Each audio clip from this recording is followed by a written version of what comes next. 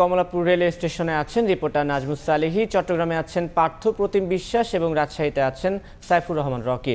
সরাসরি প্রথমে যাচ্ছি নাজমুসের কাছে। আসলে সমস্যাটি শুরু হয়েছে 2021 সালে।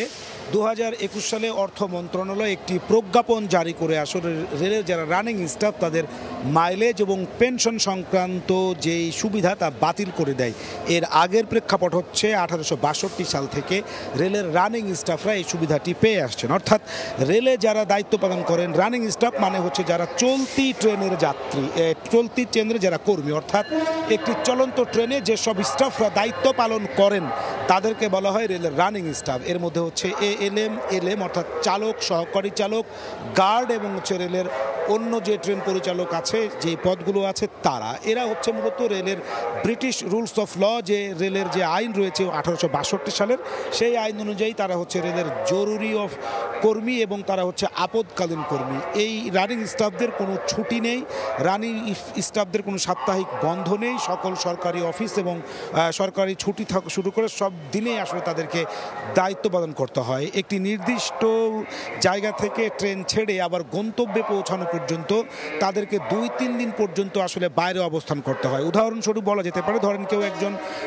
রানিং স্টাফ তিনি যদি ঢাকার কমলাপুর থেকে যাত্রী নিয়ে তিনি যদি পঞ্চগড়ের উদ্দেশ্যে যাত্রা করেন তাহলে তার 12 থেকে 14 ঘন্টা লাগে পৌঁছাতে এবং সেখানে তাকে একদিন থাকতে হয়, এরপরে আবার ট্রেন নিয়ে ঢাকায় আসতে হয়। অর্থাৎ অন্য সরকারি যে কর্মচারী রয়েছে তাদের সাথে তাদের জবের যে পার্থক্য সেটা কিন্তু হচ্ছে অনেক বিস্তর। অর্থাৎ তারা 24 ঘন্টা বাবদ তারা হচ্ছে ডিউটি পালন করেন এবং তারা হচ্ছে যে ট্রেন নিয়ে আবার ফিরে আসা পর্যন্ত তারা দীর্ঘ সময় বাইরে থাকতে হয়। এই যে অতিরিক্ত ওভারটাইম ডিউটি, আন্তর্জাতিক যে কর্মমান 8 ঘন্টা রয়েছে তার থেকে তাদেরকে অনেক বেশি দায়িত্ব পালন করতে হয়।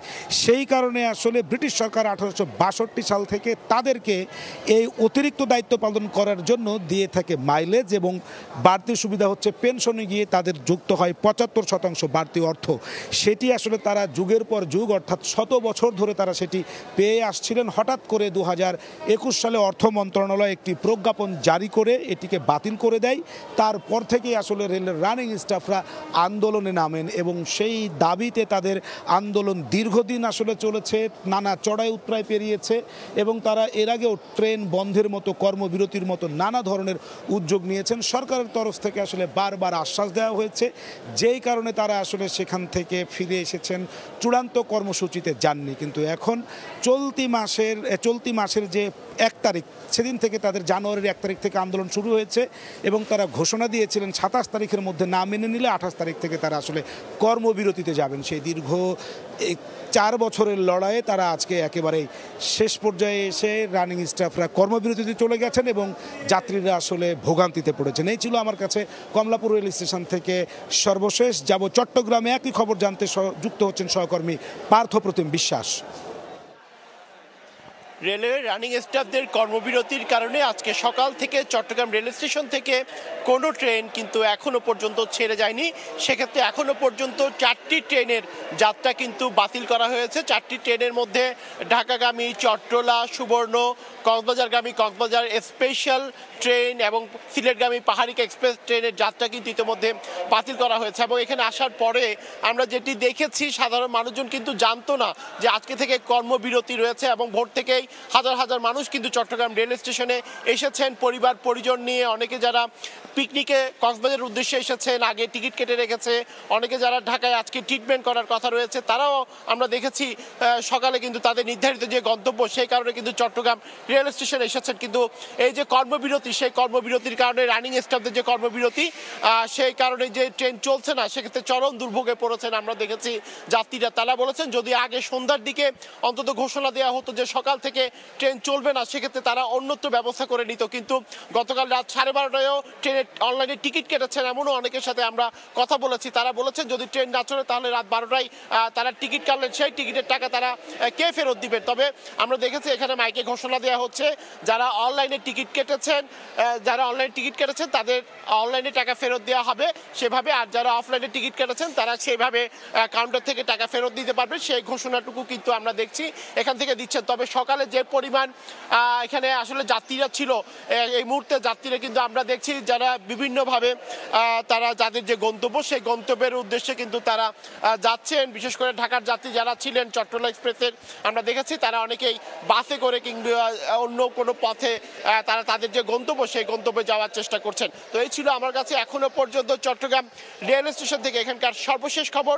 আমরা যাচ্ছি রাজশাহীতে, সেখানে রয়েছেন আমাদের আরেক সহকর্মী সাইফুর রহমান রকি। বিভিন্ন দাবিতে রেলের রানিং স্টাফরা সোমবার মধ্যরাত থেকে কর্মবিরতি পালন করছেন। তাদের এই কর্মবিরতির কারণে শত শত যাত্রী ভোগান্তিতে পড়েছে রাজশাহী রেল স্টেশনে। রাজশাহী রেল স্টেশনে আমরা সকাল থেকে যেমনটি দেখেছি যে এখানে সকাল 6:20 এখানে চিলহাটির উদ্দেশ্যে ছেড়ে যায় তিতুমির এক্সপ্রেস ট্রেন, সেটি ছাড়েনি। পাশাপাশি সকাল 7টায় এখানে বনলতা এক্সপ্রেস ট্রেনও কিন্তু ছেড়ে যায়নি। যেহেতু এই ট্রেনগুলোতে আসলে অনেক যাত্রী ছিল এবং তারা কিন্তু জানতেন না যে এই ট্রেন চলাচল বন্ধ করে দেওয়া হয়েছে, যে কারণে তারা টিকিট কেটেছেন রীতিমতো, তারা কিন্তু ট্রেনে ধরার জন্য এসেছেনও। তবে এই ট্রেন চলাচল বন্ধ থাকার কারণে চরম ভোগান্তির মুখে পড়েছেন এবং তারা কিন্তু বিক্ষুব্ধ হয়েও এক পর্যায়ে এইখানে থাকা যাত্রীদের জন্য বেশ কিছু চেয়ার তারা এখানে ভাঙচুর করেছেন। পাশাপাশি রেলওয়ের এক কর্মকর্তাকেও তারা মারধর করেছেন, পাশাপাশি 2 জনকে তারা আটকে রেখেছেন। এখন তারা যেটি চাচ্ছেন যে ট্রেন চলাচল স্বাভাবিক হোক এবং তারা যাদের নিজ নিজ গন্তব্যে যেন পৌঁছাতে পারে সে ব্যবস্থা যেন রেলওয়ে কর্তৃপক্ষ সেটি করে। তবে এখন পর্যন্ত রেলের ঊর্ধ্বতন কোনো কর্মকর্তাই কিন্তু রাজশাহী রেল স্টেশনে এসে উপস্থিত হয়নি। এখন কিন্তু আসলে ট্রেনের টিকিট যে ফেরত দিবেন আসলে সেটার পরিস্থিতিও কিন্তু তারা দেখছেন না এবং ছাত্ররা যারা আছেন এবং যারা যাত্রীরা আছেন তাদেরকে শান্ত হওয়ার জন্য কিন্তু সেনাবাহিনীর যারা সদস্য এখানে উপস্থিত হয়েছেন তারা কিন্তু বলছেন তো দ্রুতই পরিস্থিতি যেন স্বাভাবিক হয় এবং ট্রেন চলাচল স্বাভাবিক হয়, এমনটাই দাবি আসলে তারা করছেন। তো এই ছিল আমার কাছে রাজশাহী রেল স্টেশন থেকে সর্বশেষ। এতক্ষণ সরাসরি যুক্ত ছিলাম ঢাকা, চট্টগ্রাম এবং রাজশাহীতে।